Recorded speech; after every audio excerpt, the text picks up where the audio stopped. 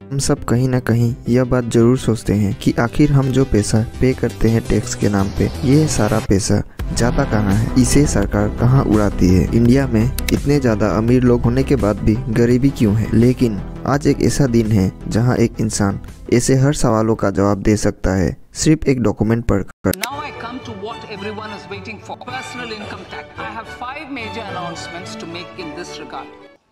These primarily benefit our hard-working middle class. I propose to increase the rebate limit to 7 lakh. और ये है भारत का budget. यह हमारा इकोनॉमी के लिए बहुत इम्पोर्टेंट है, लेकिन हम में से बहुत से लोगों को यह समझना काफ़ी कॉम्प्लिकेटेड लगता है क्योंकि हमें स्कूल में इसके बारे में कुछ नहीं सिखाया जाता। तो चलिए इसे एक आसान तरीके से समझने का कोशिश करते हैं। बजट 2023 एक बहुत लंबा बजट है, बट हम इस वीडियो में कवर करेंगे कुछ ऐसे इंपॉर्टेंट पॉइंट्स जैसे कि एम्प्लॉय के लिए, स्टूडेंट के लिए, एंटरप्रेन्योर, स्टार्टअप फाउंडर के लिए या फिर वर्किंग प्रोफेशनल्स के लिए काम की है इन नेक्स्ट फ्यू मिनट्स। तो सबसे पहले बात करते हैं startups and small business owners की। उनके लिए इस बजट में क्या है। तो इसमें पहला अनाउंसमेंट था एग्रीकल्चर एक्सीलरेटर फंड बनाने के लिए। इस देश के काफी सारे स्टार्टअप्स को बूस्ट मिल गया है, जैसे कि फिनटेक हो गया या डिलीवरी हो गया, लेकिन एग्रीटेक काफी पीछे है और ये फंड उन्हें हेल्प कर सकती है। नेक्स्ट पॉइंट है ईज ऑफ डूइंग बिजनेस। तो यहाँ वैसे भी इंडिया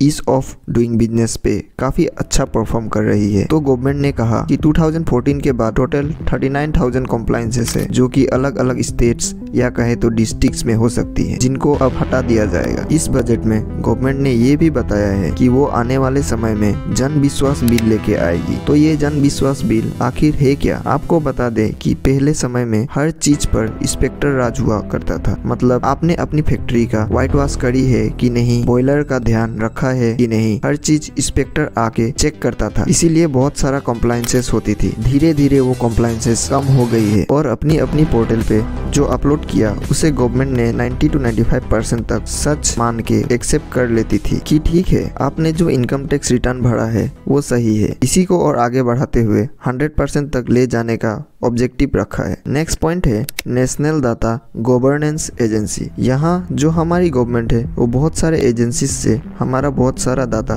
कलेक्ट करती है और आपको पता है आजकल डाटा इज गोल्ड। तो गवर्नमेंट ने एक हिंट दिया है कि एनोनिमस डाटा, यानी कि ऐसा डाटा जहाँ पता नहीं चलेगा एग्जैक्टली किसका है, वो data education institution and government agencies के साथ एंड प्राइवेट सेक्टर के साथ शेयर करी जाएगी, जिससे वो डाटा ड्रिवन इंटेलिजेंट डिसीजन ले पाएंगे। अब है कॉमन बिजनेस आइडेंटिफायर। तो आज के डेट पे हर पोर्टल पे कहीं ईमेल ही से आइडेंटिफायर, कहीं आधार कार्ड मांगा जाता है, लेकिन अब पान कार्ड को एक कॉमन बिजनेस आइडेंटिफायर बनाया जाएगा जो कि बिजनेस रजिस्ट्रेशन में यूज होगा और इसे मैंडेटरी कर दिया जाएगा। Unified filing process. तो कहीं ना कहीं हम देखते हैं कि सॉर्ट ऑफ सिमिलर डाटा हमें हर पोर्टल पे फिल करना पड़ता है जब भी हम ऑनलाइन पोर्टल्स विजिट करते हैं। तो गवर्नमेंट ने कहा है कि एक एंटिटी डिजी लॉकर आएगा, सिमिलर टू डिजी लॉकर। यहाँ आप अपने बिजनेस के इंफॉर्मेशन स्टोर कर सकते हैं एंड वो 1 क्लिक पे शेयर हो जाएगा एज पर रिक्वायरमेंट, आप जहाँ शेयर करना चाहें। तो हमारा नेक्स्ट पॉइंट है NAPS स्कीम। तो यहाँ कोई नया पॉइंट नहीं है, लेकिन गवर्नमेंट इसे